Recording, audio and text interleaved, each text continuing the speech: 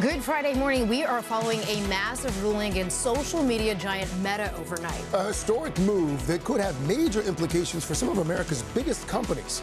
It is August 7th. This is Today. Breaking overnight, the parent company of Instagram and Facebook ordered to pay more than $500 million in a landmark child safety case. A court in New Mexico labeling Meta a significant contributor to the state's teenage mental health crisis.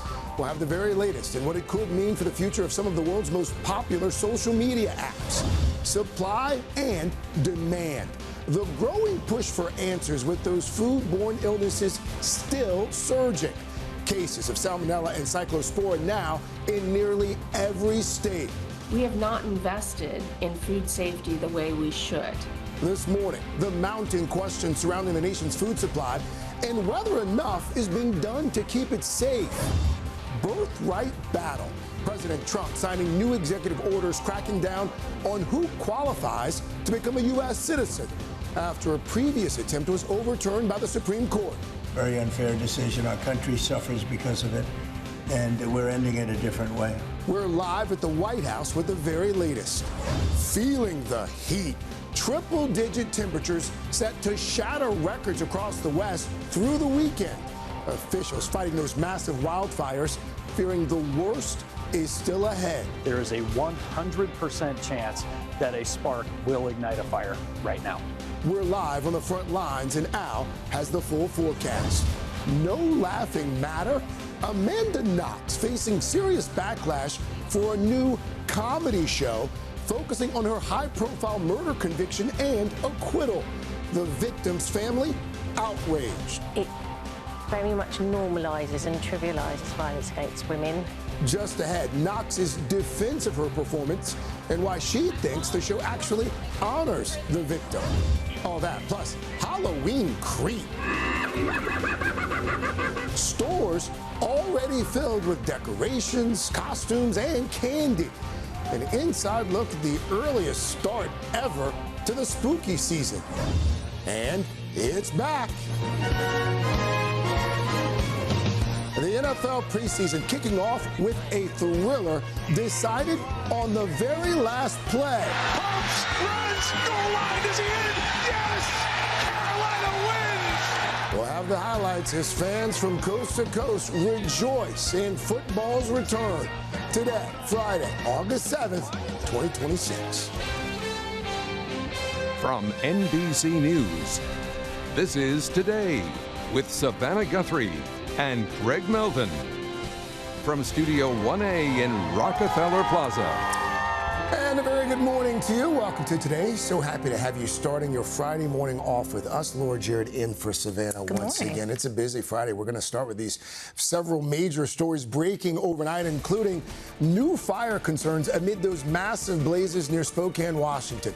Record high temperatures expected for a huge swath of the western U.S. as we head into the weekend, sparking fears for even more wildfires. Meantime, the CDC and FDA are focusing in on Mexican farms now as the number of foodborne illnesses continues to rise across the country. But let's start with that major and massive ruling against Meta. That company being ordered to pay more than $500 million to address claims their app designs knowingly put children at risk. We've got it all covered this morning. We'll start with NBC's Brian Chung and that blockbuster decision. Brian, good morning. Good morning, guys. This stems from a landmark civil case in New Mexico back in March. The new ruling, just the latest setback for the social media giant, which is facing a slew of lawsuits from thousands of families. A huge legal blow this morning for social media giant Meta. A New Mexico court ordering the company behind Facebook and Instagram to pay a massive $567 million penalty as part of a landmark legal trial. The judge ruling the bulk of that money, $420 million, will be used for treatment services for young people, while the rest will go towards awareness and prevention and other costs over the next 5 years. All this on top of the $375 million in damages imposed by a jury earlier this year, who found Meta knowingly harmed children's mental health on its platforms. The civil case was brought by the state's attorney general, who overnight called the decision a victory for every parent who was worried about what social media is doing to their child, and every child who deserves to grow up safer online. It should be a clear signal to everyone in this space and to Mr. Zuckerberg in particular that enough is enough. It's time to change the way they do business. The trial included testimony from Instagram head Adam Mosseri, who pushed back on accusations the company failed to protect kids from online predators. Mosseri touting Instagram's safety measures, but acknowledging the system is not perfect. Even though Meta says it doesn't allow child exploitation content, does some content like that make it onto Meta's apps? Yes. Is that acceptable to Meta? We're not happy about it, but we're also honest about the fact that some will happen, and very committed to finding it and removing it as quickly as possible. The trial also featuring old deposition testimony from Meta's CEO Mark Zuckerberg. So we need to constantly be vigilant and improve our systems in order to be able to identify the bad actors and bad content on our systems.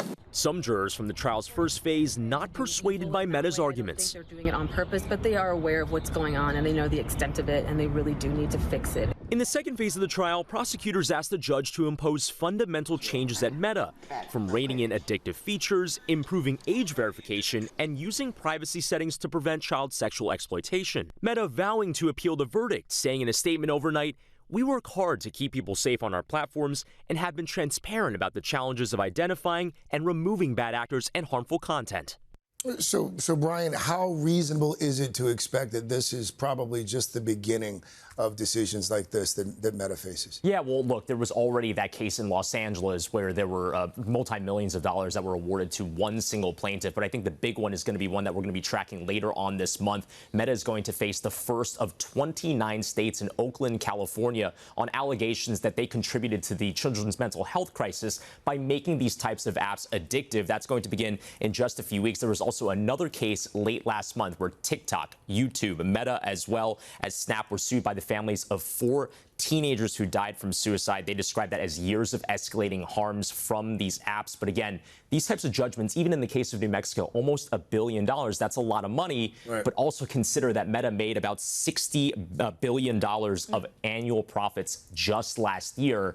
Some might argue it's just a drop in the bucket and maybe the cost of doing business. So we'll have to see. All right, Brian Chung, thank you. Thanks, Brian. Another major story for you this morning is those foodborne illness outbreaks now impacting people in nearly every state. The CDC and FDA facing mounting questions while focusing their investigation on Mexico, where more than half of the nation's imported vegetables are grown.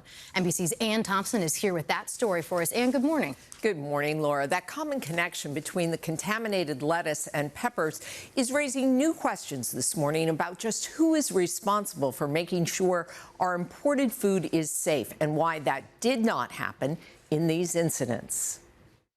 This morning, those devastating foodborne illnesses now affecting almost every state in the nation are having a very real impact on many businesses. The popular salad chain Sweetgreen, not linked to the outbreak, slashing its business outlook based upon reduced consumer demand for fresh prepared foods due to the multi-state outbreak of cyclosporiasis. This just the latest ripple effect of dual salmonella and cyclospora outbreaks. Cyclospora, which was initially tied to iceberg lettuce sold at Taco Bell, has been reported in 47 states. The more recent salmonella outbreak, linked to jalapenos from both Chipotle and Qdoba, federal officials say has reached 27 states. Both illnesses can come from contaminated water. The CDC and FDA saying the tainted lettuce and jalapenos have been traced to Mexico, where 63% of all our imported vegetables are grown. Barbara Kowalczyk leads George Washington University's Institute for Food Safety, and she says recent cuts by the Trump administration may play a role. We have not invested in food safety the way we should, and that has led to these big outbreaks which erode public trust and really impact the entire system. The administration has said the cuts have had no impact. But the government acknowledges the FDA, which oversees fresh produce, just inspects a tiny fraction of the imported food. Only 2%? Only 2%. So how do we know the other 98% is safe? Well, and that's not tested. That's just inspected. FDA doesn't have the resources to go out to those establishments and check to make sure that their food safety systems are working. Only inspected because testing the food means destroying it. Now, amid all of these foodborne concerns, we actually have some good news for you this morning. In Michigan, that's the state hit hardest by the cyclospora outbreak. That state's Department of Public Health is now lifting the lettuce and salad greens warning that had been in effect for almost a month as the cases decline, saying that the majority of the contaminated produce is no longer available for consumption. So they say you no longer have to avoid bagged salad. That is a relief, Ann. Thank you. Appreciate it. We turn now to the war with Iran and the ongoing wait for a potential deal on the vital Strait of Hormuz that was said to be imminent just yesterday. NBC's chief international correspondent Keir Simmons joins us now with the very latest from the region. Keir, good morning. Hey, Craig, look, there may still be a breakthrough to reopen these waters in the hours and days ahead. But as of now, there is no news, which may be bad news for prices at the pump as we head into the weekend. A senior regional official is talking about a power struggle inside Iran amid allegations of an Iranian plot to target Saudi Arabia, even as these talks continue. This morning, amid ongoing peace talks, ships in the Strait of Hormuz still face fire from Iran and a U.S. blockade. If you do not comply, we will compel compliance with force. The negotiations President Trump said could conclude this week, still dragging on. I think we're doing very well. I'm involved in the negotiation. I think we're doing fine. It could be soon, yeah. Iran has repeatedly denied having any direct talks with the US, but has been negotiating with Oman over the future control of the Strait of Hormuz. The price of oil rising again as millions of Americans hope for relief from higher prices at the pump. We'll see those days pretty soon again, based on everything I see, as soon as the war ends, and I think it's going to end pretty soon. Iran's semi-official Fars news agency publishing, it says, controversial details of the draft agreement now under review in Iran's parliament, including a bar on US and Israeli ships passing through the critical waterway and charges for vessels to pass. Washington and other countries in the region not confirming those reports. But in what one regional diplomat called an attempt to disrupt the talks, a senior Saudi official telling NBC News multiple intelligence reports suggest Iran's armed forces are supervising preparations for coordinated attacks on Saudi Arabia from Yemen and Iraq. Meanwhile, President Trump insisted the US has the capability to return to sustained combat, despite NBC News reporting dwindling stockpiles of some key munitions. Trump denying that, saying the military has, quote, unlimited supply. Meanwhile, Craig, in Saudi Arabia, the leaders of Pakistan and Iraq and Turkey have arrived to sign a defense pact, an indication that America's allies and partners are looking for new ways to defend themselves. Another example of the way the war in Iran is profoundly changing the global picture. Craig? Our chief international correspondent Keir Simmons there from the Middle East. Keir, thank you. Back here at home, President Trump once again trying to restrict birthright citizenship, signing 2 new executive orders aimed to curb what he calls birth tourism after his previous executive order was shut down by the Supreme Court. NBC's Garrett Hake is standing by at the White House for us with more. Garrett, good morning. Hey, Laura, good morning. These new orders from President Trump are attempts to chip away at birthright citizenship after the Supreme Court last month blocked as unconstitutional his attempt to do away with it entirely. The White House sees this as in keeping with campaign promises to restrict immigration, while Democrats and civil rights groups are vowing to take the president and these orders right back to court. This morning, President Trump renewing his efforts to restrict birthright citizenship with a pair of new executive orders, including cracking down on so-called birth tourism. Wealthy people are building businesses around birthright citizenship. That's not the way it's supposed to work. It's a disgrace. The new orders a revamped approach at ending automatic citizenship for the children of non-citizens, after the Supreme Court recently rejected a broader order signed in the administration's first days as an unconstitutional violation of the 14th Amendment. Unfortunately, we had a bad decision, very unfair decision. Our country suffers because of it, and we're ending it a different way.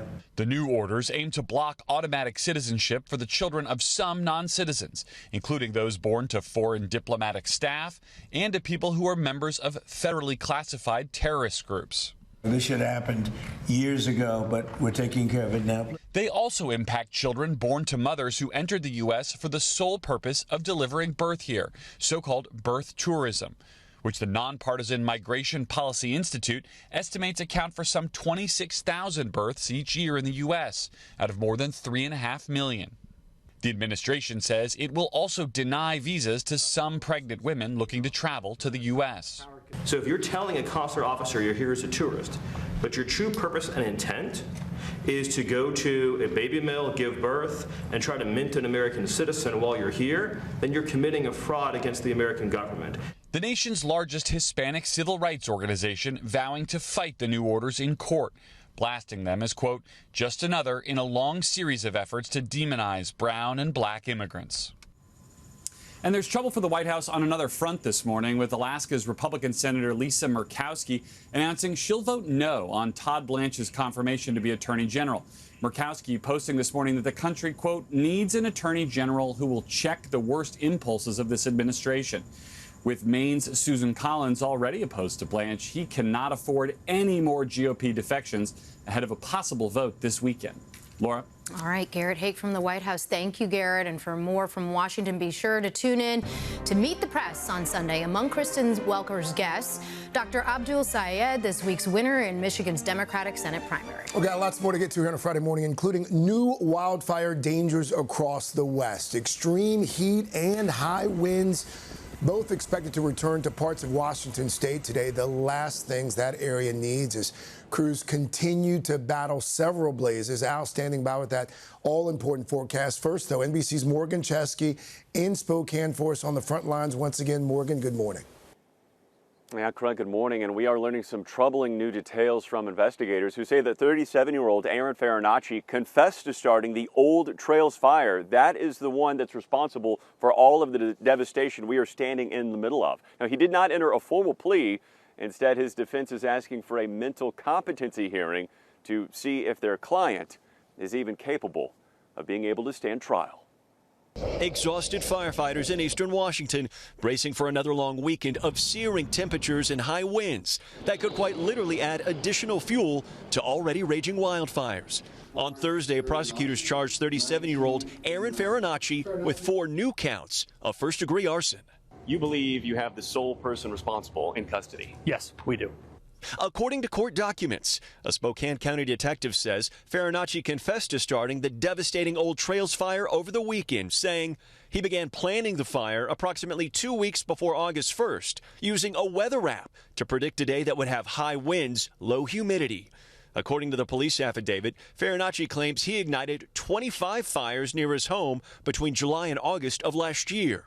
He was questioned by police multiple times, but never arrested. Why were charges not filed against him last year? It is not so easy to prove in court beyond a reasonable doubt when all you have is suspicion. Officials say the Spokane complex fires have now burned more than 10,000 acres and destroyed more than 900 homes and buildings. Dozens of additional wildfires are also burning across the West, including a fire in California, where one body's been found in a burned home. 65-year-old Herbert Wayne Smith has been arrested and accused of recklessly causing that blaze. Smith telling NBC affiliate KCRA he unintentionally ignited the fire while cutting scrap metal. If I could go back in time and change it, I would. But I can't go back in time. I'm sorry to everybody out there. Back in Spokane with fire risk at extreme levels, the sheriff warning any activity that might cause a spark could be disastrous. Right now, with conditions as they are, and they're deteriorating for the next 3 days, there is a 100% chance that a spark will ignite a fire right now. And the sheriff tells me regarding the tens of thousands of people who are still part of that mandatory evacuation order who can't go back home. He says he understands the frustration there, but the risk of reignition is so incredibly high. And they also are concerned about people returning home prematurely and coming into contact with potentially toxic materials. Craig. All right. Morgan Chesky for us again. Morgan, thank you. All right, let's bring in Mr. Roker for more now. Is there any relief in sight, Al? Well, unfortunately, the short answer, Laura, is no. Good morning, everybody. We are looking right now at the risk of these fire watches, red flag warnings, and the problem is the winds are going to start picking up. Wind gusts of up to 30 miles per hour. Low humidity, as you heard the sheriff say, this is a tinderbox and literally an explosive situation. Right now, we've got air quality alerts stretching from the northwest all the way into the Rockies, but as you can see the smoke pattern over the next several days, you can see that smoky air making its way as far east as Minnesota, Davenport, Iowa, even St. Louis. So air quality is going to be a big problem. Other problem, the heat alerts. 81 million people, especially out west, way above average temperatures with low humidity. The problem in the Northeast, we've got a lot of heat and humidity. Big area of high pressure, that Bermuda high, pumping up that moisture from the Atlantic on into the Gulf. So heat indexes today, Dallas, it's going to feel like 103, 105 in San Antonio, 102 in Philadelphia. Tomorrow, the heat continues. Heat index feeling like near 100 here in New York City, triple digits, Mobile, Houston, and Little Rock. And then as we get into the weekend and early next week, temperatures do moderate a bit. So we get a little bit of a break. We're going to get to your local forecast coming up in the next 30 seconds. Game on the line. King, he's going to step up. Pumps, runs, goal line. Is he in? Yes! Carolina wins! Let's go, Panthers. Back at 7:30. Just like that, Laura Jarrett. Football season is back. The NFL kicking off the preseason with a Hall of Fame game here on NBC. Carolina Panthers QB there, Haynes King, with a walk-off touchdown, running it in just as time ran out. Panthers beat the Cardinals 33-30. I like the enthusiasm for calling that game as if it was the Super Bowl. Mike Tirico. Because he's ready to come back. Yes. He missed it. We're ready for him to come back, too, because we're ready for football to come back. We are, and it's coming up, but we do have a busy half hour ahead for you, starting with this comedy show that's making its debut today, and it is already raising eyebrows. Yeah, that's because it comes from Amanda Knox, and will focus in part on her nearly 20-year-old conviction and eventual acquittal in one of the world's most high-profile murder cases. All right, NBC's Danielle Hamamdin joins us from London with that story. Danielle, good morning. Good morning, Laura. The murder case involving Amanda Knox has been closed for years now, but she is still making headlines. We've heard from her in interviews, books she's written, TV series, but this is new. She says she's turning to comedy to tell the story of how she was wrongly vilified. Amanda Knox, once at the center of a high-profile murder case, is back in the headlines this morning. Only this time, she's not in court, but up on stage and facing backlash for the show she's about to put on. Knox is debuting a comedy show tonight in Edinburgh, Scotland. She says it's about motherhood and how she'll explain to her own daughter what happened to her in Italy nearly 20 years ago. What's the worst you can do to me? I bombed in a courtroom and they sent me to prison, so I'm just saying I'd rather be heckled than shackled. Back in 2007 in Italy, Knox was arrested and convicted of murdering her British roommate, 21-year-old student Meredith Kircher. The case drawing global attention, with Knox serving 4 years in prison. She was later cleared of the charges following a retrial. I'm so grateful to have my life back. Now her new comedy, Cartwheel, named after the claim she did cartwheels at the police station after being questioned by police, is being heavily criticized. Among those speaking out, Meredith Kircher's sister Stephanie, who says, we felt very strongly that the violence surrounding the theme is not appropriate for a platform at a comedy show. But I would have hoped that 2 decades on, we'd maybe have a little bit more empathy. Knox, who's already written 2 books about her ordeal, says this is just another format to tell her side of the story. I can't speak to what is or is not triggering to Meredith's family. What I can say is that I've never seen the kind of scrutiny and criticism pointed towards a wrongly accused man that I've seen pointed towards me. Despite the controversy, the show is sold out. Congratulations, Amanda. You're not guilty. You're just deeply unsettling to the general public. Hey, Danielle, it seems that this push to cancel the show is gaining some traction. That's right. A petition calling for the festival hosting Knox to cancel her performance has amassed thousands of signatures saying, quote, the show mocks the horrific events surrounding Meredith's murder and aims to somehow turn this tragedy into entertainment. In response, Knox said that her show actually honors Meredith Kercher's memory and calls out the violence that was done to her and to Knox herself. We're now also hearing from the director of the festival, who says the decision whether to go ahead with the show lies with Amanda and the venue hosting it. He said the festival isn't responsible for programming, but they've never been afraid of controversy. Laura? All right, we'll see where it goes. Danielle, thank you. All right, we're going to turn our attention to Pop Start in just a bit and a must-see sneak peek for folks of a certain age. We're going to tell you about the plans for this live-action Jetsons movie and the big star who's jumped on board. That's a tease. But first, Jesse Kirsch is taking us inside a historically early arrival of Summerween. Jesse, the decorations and the costumes for the year's spookiest holiday already filling stores? It feels early. Good morning. Things are getting very scary very early. We'll tell you why coming up.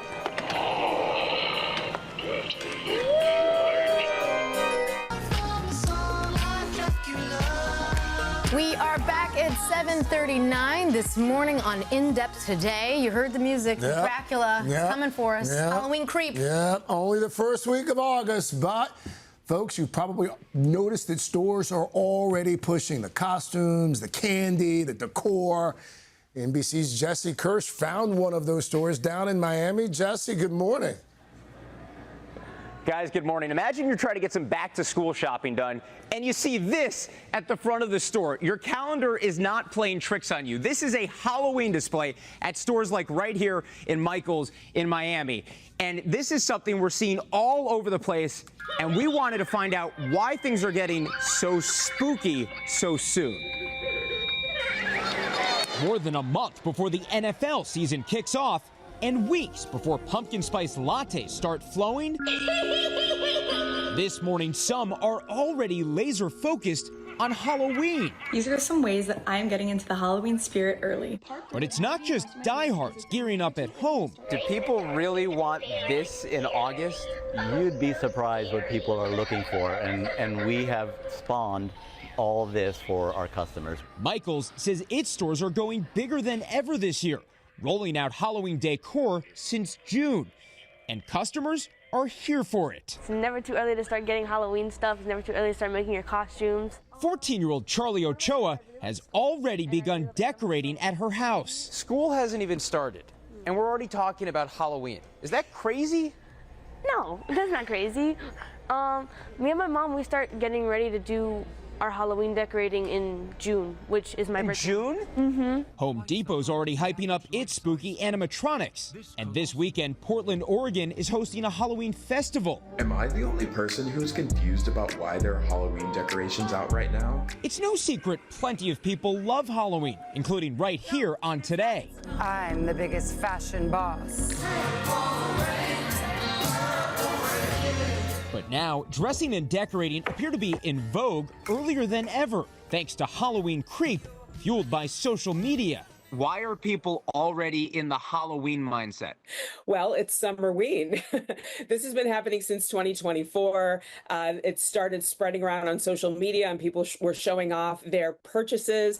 And of course, retailers love to jump on any trend where they can sell merchandise. And so that's what's happening. From decor to delectables, 67% of parents are already stocking up on candy, according to a new report from Hershey's. Meanwhile, costume giant Spirit Halloween says this year marks the largest hiring event in company history, with more than 52,000 seasonal jobs up for grabs. But while it still may be too soon to find the best deal on your outfit, wow, I don't have the worst costume anymore. However you want to celebrate, apparently it's already time to prepare to go boo or go home. The best deals are closer to the actual holiday. So this isn't about deals, but this is about maybe newness and freshness. Experts tell us the deals on candy, costumes, that comes closer to Halloween itself. Right now is about getting that unique piece of decor, maybe a candelabra, something that you're trying to outdo the neighbor with. That's what you focus on right now. But my biggest takeaway, guys, is that it is perfectly acceptable right this moment to break open the candy. What do you think, my friend? I think he agrees. Back to you. It seemed like you were getting a little blink there. Jesse Kirsch.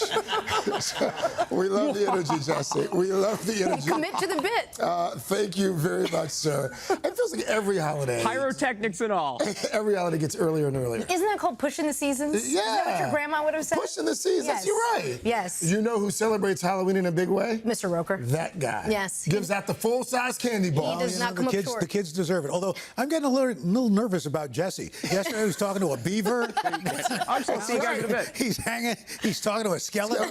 Woo! We got to get Jesse some friends. Oh boy, that's pretty good. All right. Good morning, everybody. We're looking at some heavier showers and thunderstorms making their way across the Great Lakes. We do have a risk for 33 million people stretching from New York down to Washington D.C. Also back through the Mississippi River Valley. We're looking at those heavier showers and thunderstorms pushing on through here. We'll watch that during the day today. The heat and humidity really building up in the Midwest and on into the Northeast as well. Gusty thunderstorms possible tomorrow. More scattered storms all the way from the Gulf up on into Maine. Local downpours probably going to cause some problems for road travel and air travel as well. Got to watch out for that. Heavier showers and thunderstorms through central Iowa and on into the Northeast. That's what's going on around the country. Here's what's happening in your neck of the woods.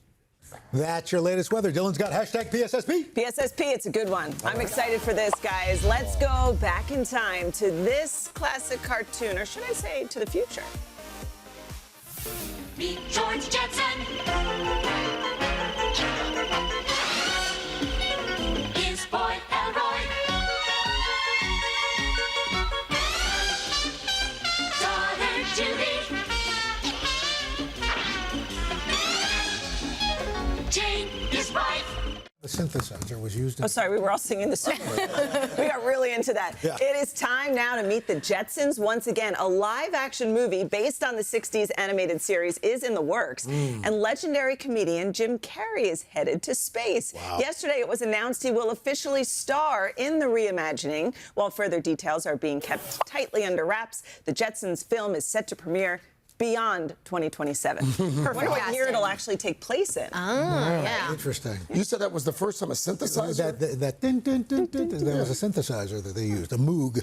That was the first time it was used in an animated cartoon. Wow. By the way, what was the Jetsons' dog's? Well, his name was Astro. Astro. What was his real name? He had a real name? He had a real name. Astrophysicist? Nope. Trowfaz.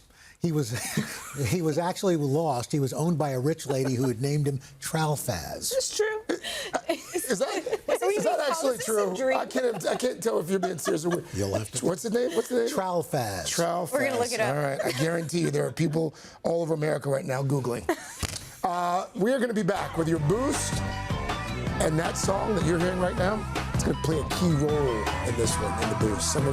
Some video that you need to start your day with a smile right after this.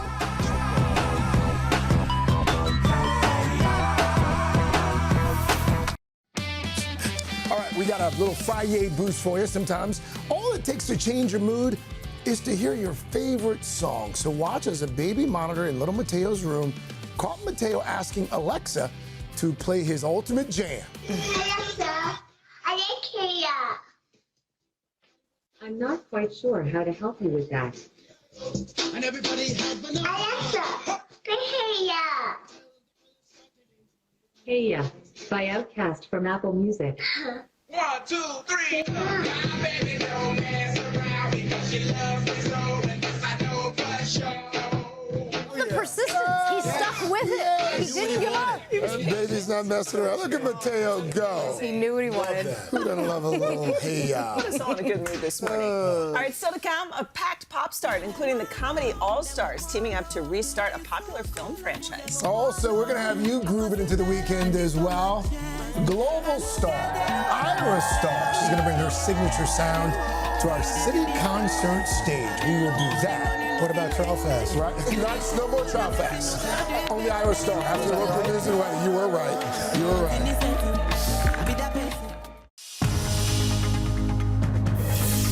o'clock on Today. Coming up, landmark ruling. Social media giant Meta hit with a massive penalty. A judge ordering Facebook's parent company to pay more than $500 million and make changes to protect young users. This morning, what it could mean for popular apps and your accounts. Then, lesson planning. With back-to-school spending expected to reach a record high, all the ways you can save on your child's shopping list, including why this year buying in bulk may be the answer.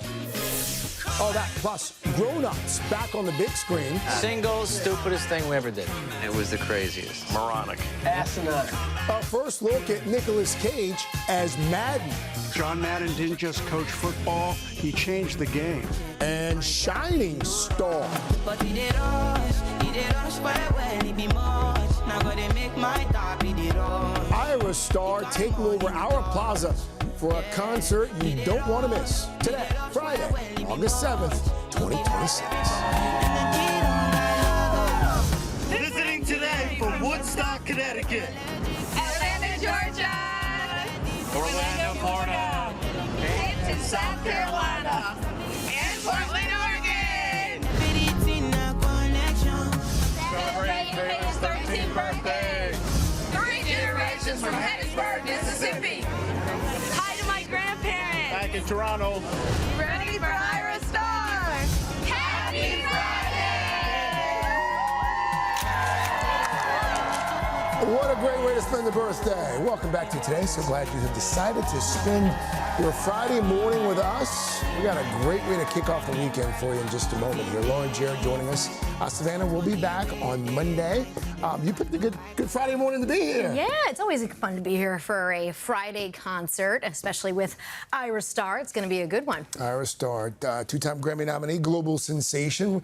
So we'll do that in just a few minutes. We got a lot happening next week, too. We sure do. Check out this list, guys. Chrissy Metz, Neil Patrick Harris, Julianne Hough, all coming next week. And I'll raise you Jeff Daniels, Matthew McConaughey, Mariska Hargitay, all of them here next week. So be sure to come back and join us next week right here on Today. Right now, though, let's get to your news at 8 o'clock. We are going to begin with that historic ruling against Meta, the parent company of Instagram and Facebook, ordered to pay more than $500 million in a landmark child safety case. NBC's Brian Chung here now with all of the overnight details on this one. Brian, good morning to you again. Yeah, good morning, guys. A New Mexico court ordered Meta to pay $942 million after a jury earlier this year found Meta knowingly harmed children's mental health on its platforms. It's a landmark trial that comes just months after a Los Angeles jury found Meta and YouTube liable for harming one teen's mental health. That was the first of thousands of similar cases nationwide. Meta now gearing up for a federal court fight later this month, facing the first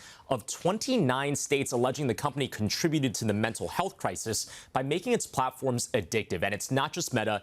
TikTok, Snap, and Google's YouTube were sued by the families of 4 teenagers who died by suicide over what they say was years of harm endured on the apps. Now, Meta says they will appeal the New Mexico ruling. In that quote, "We work hard to keep people safe on our platforms and have been transparent about the challenges of identifying and removing bad actors and harmful content." But again, this is a company that made $60 billion in revenue just last year. So this, almost $1 billion in New Mexico, still just a drop in the bucket. All right. Brian Chung. Thank you, Brian. All right, we turn now to the latest on Kentucky Senator Mitch McConnell. The 84-year-old Republican had been away from the Senate for nearly 2 months now after falling at his home and being hospitalized. Now McConnell says he's headed home. The senator releasing a statement yesterday saying he'd been discharged from a rehab center and will continue his recovery at home. The statement did not say when McConnell would return to the Capitol, but the Senate goes on recess Monday until mid-September, suggesting it won't be until at least then. And he has previously said he plans to retire when his term ends in January. A historic drought is crippling Puerto Rico, with the island suffering its driest July on record. And now the U.S. territory is implementing strict water rationing for hundreds of thousands of people. NBC's George Solis is on the ground for us. He is in San Juan, Puerto Rico. George, good morning. Greg, good morning to you. Starting today, more than 180,000 Puerto Ricans will be without water for a period of 2 days at a time as the country struggles to maintain what's left of their water. We've been talking to Puerto Ricans here on the ground who say they've already been without water for days, if not weeks and months on end, which complicates some of their choices even further. Choices like whether to take a shower, brush their teeth, or even wash their clothes. Families in Puerto Rico this morning rushing to fill every bottle, bucket, and makeshift container they can find as they prepare to go without running water for 2 days at a time. Locals rushing to tankers like these to fill up with a humanitarian crisis looming. How bad is the water crisis right now? It's extremely bad. It's something really hard to handle. We shouldn't be living like this. The contentious water rationing plan, designed to help the island weather a historic summer drought and aging infrastructure that's already left some residents without water for days at a time. Today's my 4th day without water. This is the Carraízo Reservoir, the largest source of drinking water for the San Juan metro area. The water receding so far, this floating dock now sitting on dry land. July was the city's driest month on record in more than 120 years. And while there's been some rain, it has not been enough to help. 2/3 of the island now under moderate to extreme drought conditions. Puerto Rico's governor saying the situation is out of their control. I don't produce the water. No engineer produces it. God produces it, she says. But that offers little comfort to residents who are demanding accountability as they are forced to make difficult choices. Nobody deserves to live like this. Frustrations reaching a boiling point with no relief in sight. People are upset. Yeah, they're upset, and they should be.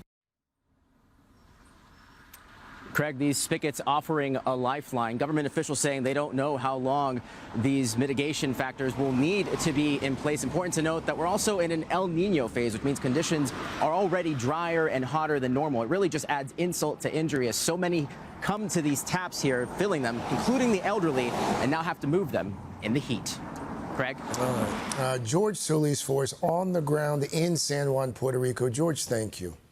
Well, one New Jersey family got an unwelcome guest this week after an 8-foot Burmese python was found living under their backyard shed. Yes, animal control was called in to help, and they actually had to take apart some of the shed there to reach the scaly reptile. After several hours of work, the 40-pound snake was captured and taken to a rescue facility for a full examination. Turns out, well, he was well fed. He had recently eaten a very large. You can see it there in his belly. You can see it in his belly. Officials are now working to find the snake a long-term home. Craig, if you're interested in maybe an adoption story? Never. No? Not that. Nope. You don't think Miles wants a friend? I don't think Miles. We would eat Miles. That snake, if he ate that possum, he would eat my dog. I would have moved out of that house, too. Okay. Well, no snakes for Craig. Dylan, what about you? That was disgusting. Disgusting. That was so gross. Disgusting. None of us needed to see that. Guys, now if you could use a laugh, don't miss Pop Start this morning. We've got your first look at the return of Conan O'Brien's award-winning travel show.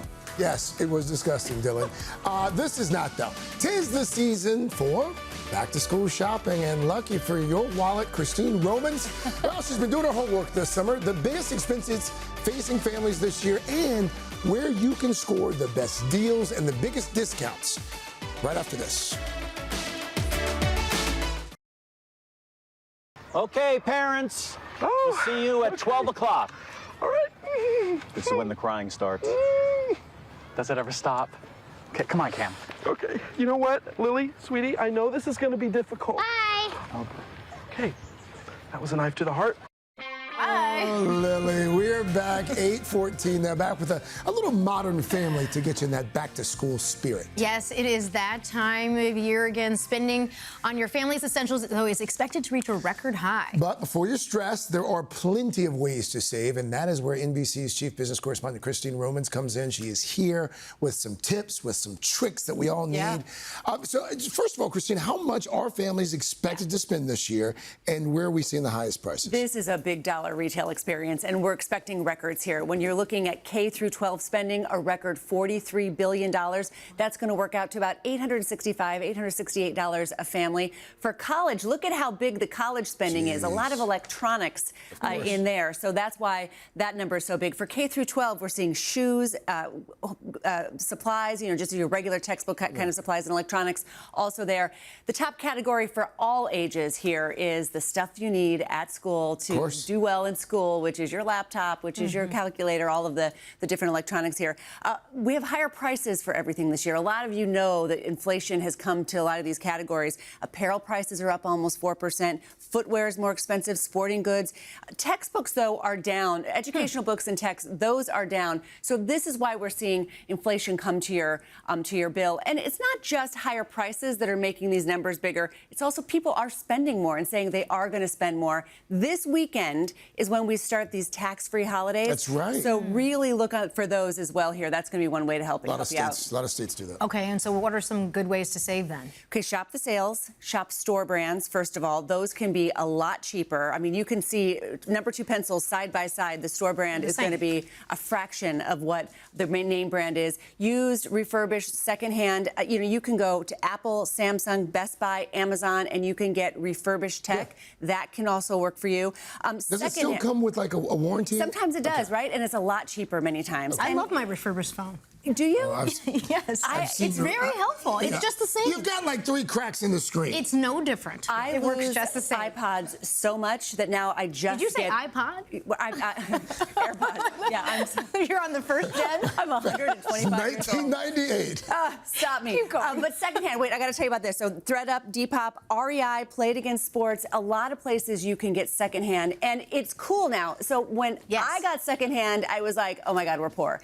When kids do secondhand now, vintage. It's because it's cool and you're right. I mean, it really is a big thing, especially for young kids. So and then the sales tax holidays start this weekend. So check at taxfoundation.org. You can find out if your state has a sales tax holiday. That means you won't pay tax on any of this stuff, and so that will make it that much cheaper. And in a lot of states, that actually includes the electronics. Yeah, too, absolutely.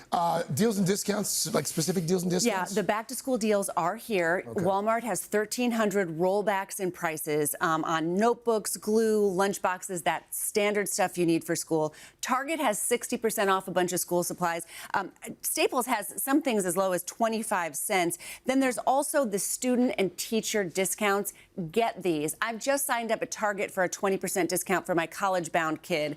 That's 20% on top of all of those sales. Oh, wow. That really makes a difference. Unidays, Student Beans, ID.me, and then use the memberships and loyalty programs. If you are a Walmart Plus member, Amazon, Target, as I said, look, you will find these student discounts. And even like United Airlines, for example, has discounts for 20 to 23-year-olds. If you're flying your kid to college or you have to, you can find 5% off some of these airlines. So really dig deep for a lot of those discounts, and you can find them. Okay. Any other ways to find the cheapest prices? I think you want to spread out your spending. I think if you want to buy fall clothes, you're going to be paying full price. But the clothing, the apparel that's on sale right now are the summer apparel. So try to get your kids to do that.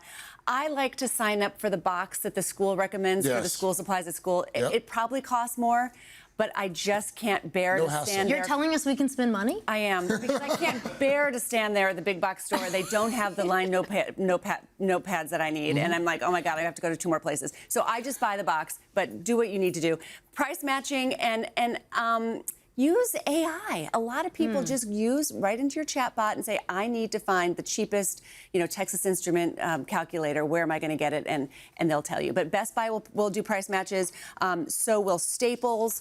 So you can go and get, if you buy it cheaper someplace else. Although most people don't have the time to. No, because they got to drive back to the store. So use the chatbot. Find the cheapest in the first place. Christine Romans, you're the best. Thank you. By the way, in case you hadn't heard, you can get Christine other places now. It's not just here in 1A. Check out her new show, Current, with Christine Romans. It streams weekday mornings over on NBC News Now. All right, but right now it's time for another check of the weather. I feel like Al had good school supplies. When we were kids, what we used to do, we'd get all of our textbooks and we'd have a book covering party. We'd no, seriously, we would take paper bags and turn them into book covers, to save some money. Back in school, textbook covers used to cost money. So, Anthony, you know what I'm talking about. Yeah. Anthony's the only one. That's right. Who knows what you're talking about, by the way. That's right. He's the only one. Come on, anyway. Yeah. If you know, you know. Yeah. That was a shot of Anthony. Come on. Anyway, we can't all afford the nice, fancy, shiny book covers, Craig Melvin. Anyway, hundreds of California, Southwest, Texas, 90s along the Gulf, 70s up through the plains. Strong storms today making their way from the Ohio River Valley into the Northeast, hot and humid midsection of the country. That desert heat, unfortunately, continues, and that fire risk really continues the Pacific Northwest into the Western Plains and the Rockies. That's what's going on around the country. Here's what's happening in your neck of the woods. Tom Mazzarelli, our executive producer, knew what I was talking about. Because if you brought back a beat-up textbook, you had to pay. Did you have book covering parties in Chicago, Laura? No, it didn't make it to the Midwest. Well, we didn't have. Did you have books in South Carolina? Wow. See, if you gave me a grocery store paper bag, I could still cover a book. That's right. Like the way you cut it out and the way you fold it over and cover it up. I can't believe you didn't cover books. Okay. All right. Pop Start. Please save us with Pop Start. I don't know. I want to talk more about this. But we'll move on. Let's start with Sherry O'Terry. Last month, the SNL alum revealed a personal update that she was diagnosed with breast cancer and undergoing radiation treatment. Well, now she has taken to social media to share a major update on her journey. The last day of radiation. Woohoo! Yay! Congratulations. Okay, you get to ring the bell 3 times. Okay, there you go. All right. So excited. She captioned the post that she was so excited she accidentally rang the bell 4 times. And also added that she's healthy and feeling so much gratitude. So we are sending our best wishes to you, Sherry. Yes, we are. She's the best. Yes, Good update there. Speaking of SNL icons, let's talk grown-ups. The gang is getting back to their old antics. Come on, how would we cheer Robbie up in the old days? A little arrow roulette? Whoa. Did we really do that? Single stupidest thing we ever did. It was the craziest. Moronic. Asinine. All right, fella. I can't believe we're doing this. Well, guys, Grown Ups 3 is officially in production. The cast has been revealed as well. Adam Sandler, Kevin James, Chris Rock, David Spade, Rob Schneider, they are all returning, as well as Maya Rudolph and Salma Hayek-Pinault. Netflix is sharing this picture of the cast all together, announcing that they've officially started shooting the movie in New Jersey. This time around, now that their kids are grown up, the parents are free to go on the ultimate adventure. I cannot wait for that. Reunion. That looks amazing. By the way, that was a heck of a dinner party, too. Can you imagine the conversations? Wonder who picked up the bill. Jeez. Next up, Nicolas Cage. The Oscar winner is tackling his latest role as football legend John Madden in a new biopic. Cage underwent a major transformation alongside Christian Bale, who takes on the role of the Raiders' legendary owner Al Davis. And this morning, Cage is narrating a new sneak peek at the project. John Madden didn't just coach football, he changed the game. John was a savant, seeing the field in ways no one else could. As a broadcaster, his brilliance evolved. They have no idea where we are, who we are, where we're coming from, or who we're throwing to. His humanity was present in everything he did, including his unwavering love of family and his lifelong partnership with best friend Al Davis. There's only one John Madden. They didn't make another one. His legacy lives. Wow. The movie, it's simply titled Madden. It lands on Prime Video in November. God, it's going to be good. Yeah, it looks real good.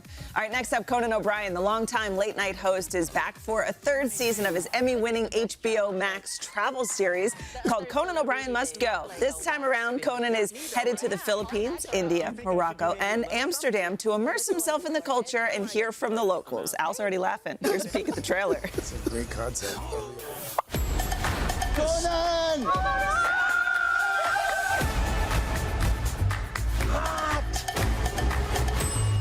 At your service, sir. Could I have a tip, please?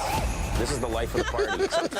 Season 3 of Conan O'Brien Must Go premieres August 21st on HBO Max. You love this series. Yeah, it's really good. I feel like travel shows are having a moment, They right? are. With Tracy And Ellis that's, Ross. like, Yes. just like they're fun. Yes. Watching a show around. But part of the best part about watching his show is watching the people react to him. Yes. It's the best. And who don't know it's Conan. Yeah, especially if they're not familiar with him. All right, finally, Jason Sudeikis. We had so much fun when the Ted Lasso star stopped by all the hours earlier this week, and Guess what? He's back for one more conversation with our buddy Willie Geist on Sunday Today. He gave Willie a very exclusive tidbit on the new season.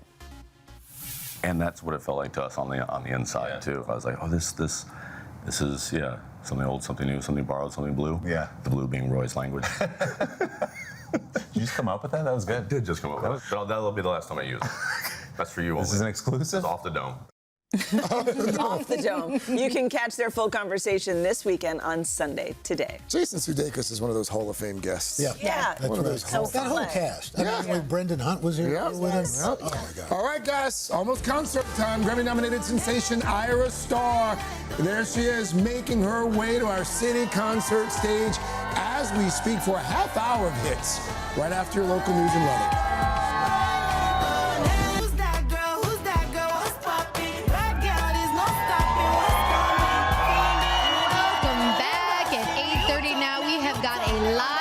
Friday morning crowd with us on the plaza getting ready for a fun concert.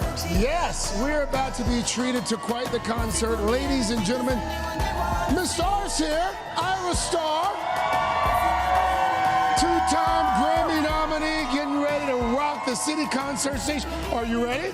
I'm ready. Okay. Are you ready? We are ready. Yes. We are ready. We've been waiting all morning, but before we kick things off, let's get a check of the weather. All right, let's look at our weekend, see what we've got going on for tomorrow. Scattered storms up and down the eastern seaboard into the Gulf Coast. Intense heat midsection of the country. Unfortunately, fire danger continues out west. Sunday, things clear out nicely along the eastern seaboard, although a few showers in the southeastern Florida. Heat wave continues midsection of the country. Smoky conditions through the Rockies into the western plains, Pacific Northwest. Sunshine through the southwest. That's what's going on around the country. Here's what's happening in your neck of the woods.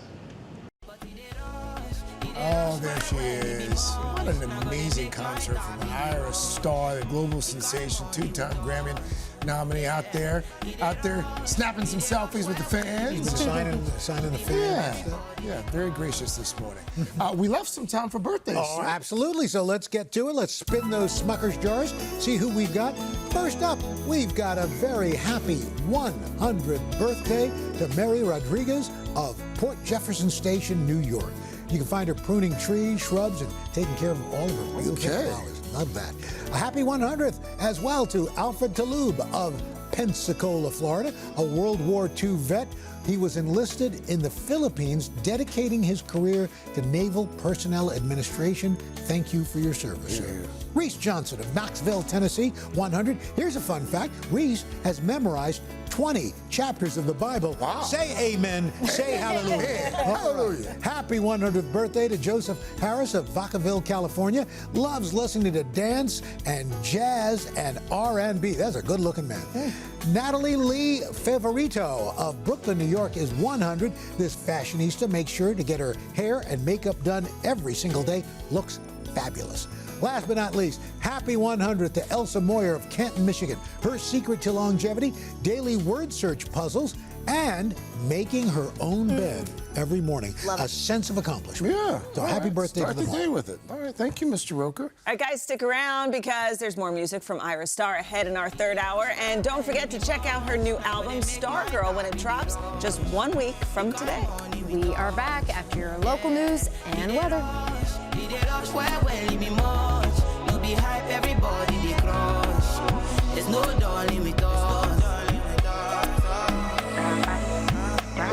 Hey, thanks for watching. And don't forget, you can catch the Today Show every morning on NBC or take Today when you're on the go. Just follow the Today podcast on Apple Podcasts, Spotify, or wherever you listen.